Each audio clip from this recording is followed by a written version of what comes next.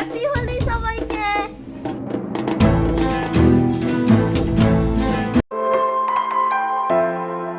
Hello friends, good morning. আমার চ্যানেলে আপনাদের সবাইকে স্বাগত। তো হোলির দিন সকালে ঘুম থেকে উঠে আমার যেটা প্রথম এবং গুরুত্বপূর্ণ কাজ বলে মনে হয়েছে সেটা হচ্ছে এই তক্তপোষটাকে সোজা করে পেতে দেওয়া। এটা এইভাবে আমার যা রেখেছে কুকুর শোয় বলে। আর এটা দেখার পর কাল রাত্রে আমার ভালো করে ঘুম হয়নি, খালি বারবার দুশ্চিন্তা আসছিল যদি এটা পড়ে যায় বাচ্চারা খেলতে খেলতে তখন কি হবে। তো ওই জন্য আমি আমাদের বাড়িতে যে ভাড়া থাকে কাকিমা তার সাহায্যে ওটা পেতে দিয়েছি। তো এখন আমাদের এই কাকিমা চলে এসছে, বলছে কোনো কাজ করতে হবে না কি। আমি বললাম কোনো কিছু করতে হবে না, তুমি বরং আমাকে একটু ময়দা আর চিনি এনে দাও, ঠাকুরকে ভোগ লাগাবো সেই জন্য একটু দরকার। তো এই যে তক্তপোষটা পেতে দিতে তবেই আমার শান্তি। তো চান টান করে নিয়ে আমি ঠাকুরকে পুজো করে নিয়েছি, সকালের জাস্ট পুজো করেছি। এখন ভোগ প্রসাদ এখন আমি কিছু বানাইনি, পুজোটা করে নিয়ে তারপরে আস্তে আস্তে ভোগ প্রসাদ বানিয়ে তারপরে আবার একটু ভোগ লাগাবো। তো এখানে আমি ঘরোয়া গজা বানাচ্ছি। এবারে ঘরোয়া গজা একেবারেই ভালো হয়নি, আর একটু লুচি বানিয়ে নিয়েছি আর একটু সুজি বানিয়েছি। এইগুলো দিয়েই আজকে আমি ঠাকুরকে ভোগ লাগাবো। তো এই যে ছেলেরা এখন হোলি খেলতে শুরু করে দিয়েছে, ফিচকিরি তারপরে টুপি রং এসব তো ওর জেঠু কালকেই এনে দিয়েছে, কাল থেকেই শুরু করে দিয়েছে ওরা।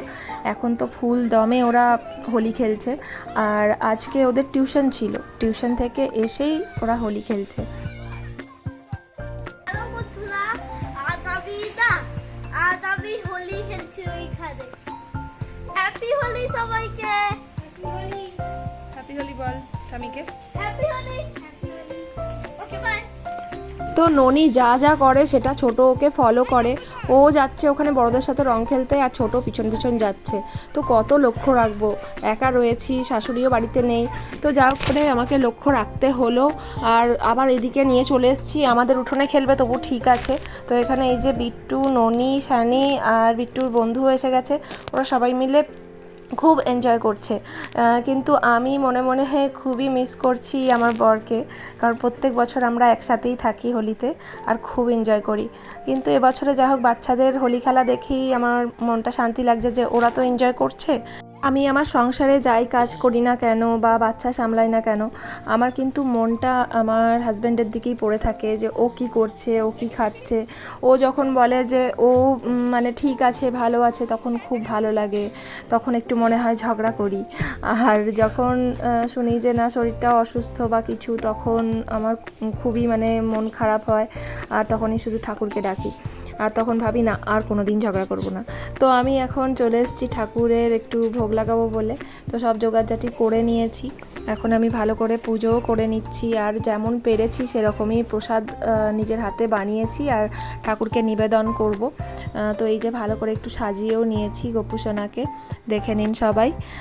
তো আজকে যেহেতু হোলি একটু ভালো করে তো প্রসাদ দিতে হবে, তাই দিলাম। ননির বাবা এখন এখানে থাকলে তাহলে হয়তো আর একটু ভালো করে প্রসাদের জোগাড়জাটি করতে পারতাম। তাও আমি চিড়ে প্রসাদ, মিষ্টি, গজা বানিয়েছিলাম ঘরে, তারপরে লুচি, সুজি আর যা ফল ছিল সব দিয়ে ঠাকুরকে নিবেদন করলাম। তো প্রত্যেকটা মুহূর্তেই আমি আমার বরকে অনেক মিস করছিলাম। ঠাকুরের কাছে প্রার্থনা করলাম যাতে সবাই খুব ভালো থাকে, সুস্থ থাকে। আর তারপরে ছেলেদের বললাম একটু প্রণাম করে নে, ওদেরকে চান করিয়ে দিয়েছি এরই মাঝে। তো এত রং মেখেছে যে সব রং একেবারে গেল না।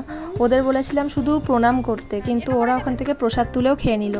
বারবার বলছি আরে এইভাবে এটো করে খাস না, সবাইকে দিতে হবে এখানে।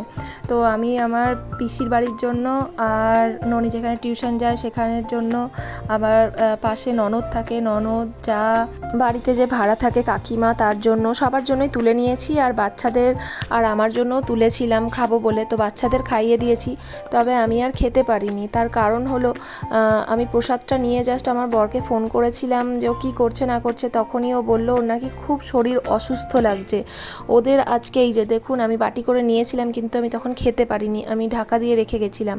তো ওকে বললাম কি হয়েছে, ও বলল আজকে ওদের শরবতের সাথে কেউ ভাং টাইপের কিছু মিশিয়ে খাইয়ে দিয়েছে, আর তারপর থেকেই নাকি শরীর একদম ভালো লাগছে না ওর। আর এইটা শোনার পরে আমার এত মানে কান্না লাগছে, ওকে ভিডিও কলিংয়ে দেখলাম কিভাবে ও পড়ে আছে। তো আমি বললাম ডাক্তার দেখাও। ও বলল হ্যাঁ যাব। তো আমি তখনই ভগবানের কাছে প্রার্থনা করলাম যে ও যতক্ষণ না ভালো হবে ততক্ষণ আমি কিচ্ছু খাবো না। তারপরে এই 2:30-3টের দিকে ফোন এলো, বলল এখন সুস্থ আছে। তারপরেই আমি খেতে এলাম, কারণ ও ভালো থাকলে তবেই আমার সব ভালো লাগে, না হলে সব কিছু আমার অন্ধকারই মনে হয়।